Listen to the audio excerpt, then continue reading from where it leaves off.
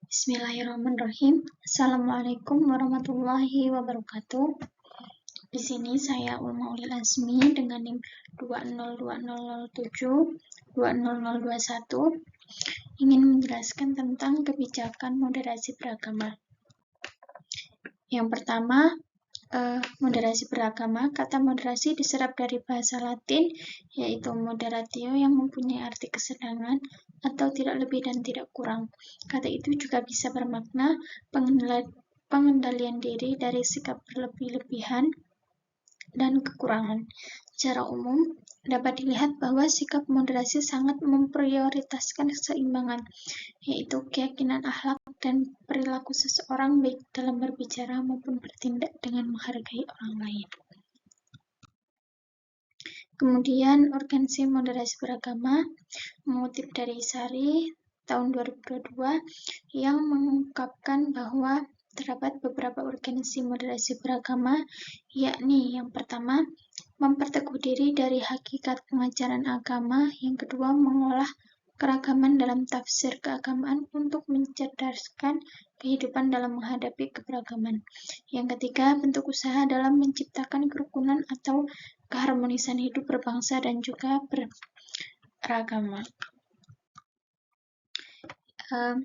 Selanjutnya, indikator moderasi beragama. Yang pertama ada komitmen kebangsaan. Komitmen kebangsaan ini artinya keterikatan menggunakan dengan penuh tanggung jawab, kemudian menumbuhkan kesadaran diri menjadi bangsa Indonesia yang berdiri tegak untuk mencapai tujuan dan komitmen kebangsaan Indonesia. Kemudian toleransi ini berasal dari kata toleras, asal bahasa Latin. Pada bahasa Arab juga disebut dengan tasamuh. Toleransi ini adalah sikap untuk memberikan ruang dan tidak merusak orang lain, tidak mengganggu orang lain. Yang kemudian anti-radikalisme dan kekerasan. Anti-radikalisme dan kekerasan di sini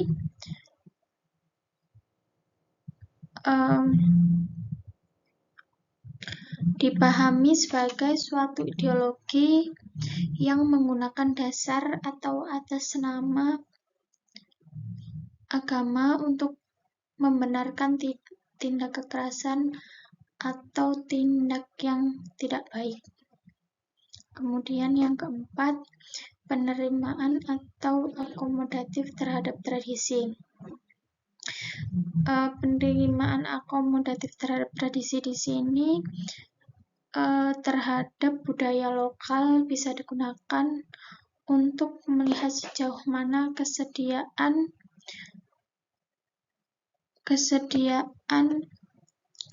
moderasi beragama dalam praktik amaliyah yang menggunakan akomodasi kebudayaan lokal dan tradisi. Kemudian ada karakteristik moderasi beragama. Yang pertama, ideologi tanpa kekerasan dalam menyebarkan Islam. Yang kedua, mengadopsi cara hidup modern dengan semua turunannya. Yang ketiga, penggunaan cara berpikir rasional. Yang keempat, pendekatan kontekstual dalam memahami Islam.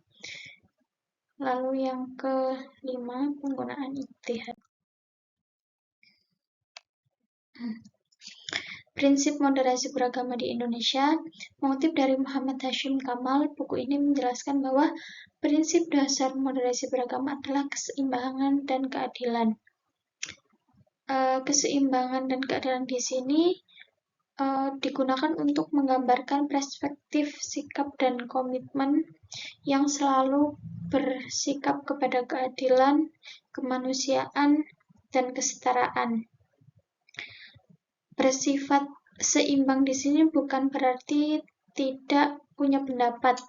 Mereka memiliki pendapat yang tegas, tetapi tidak kasar, tidak memojokkan dan tidak berpihak pada keadilan.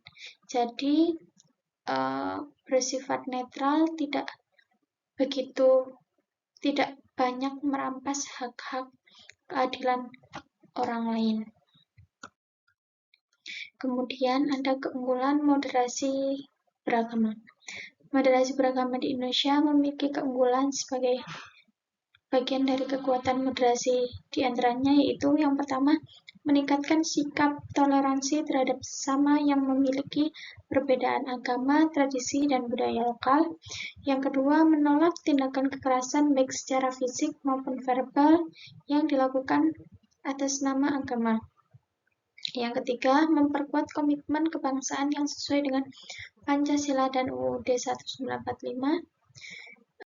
Kemudian mendorong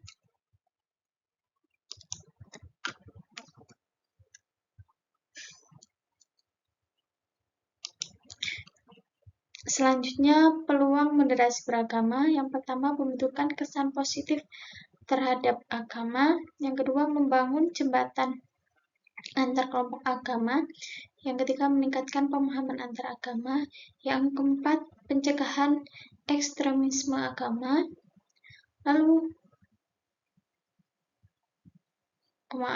Pencegahan ekstremisme agama mendukung keadilan sosial.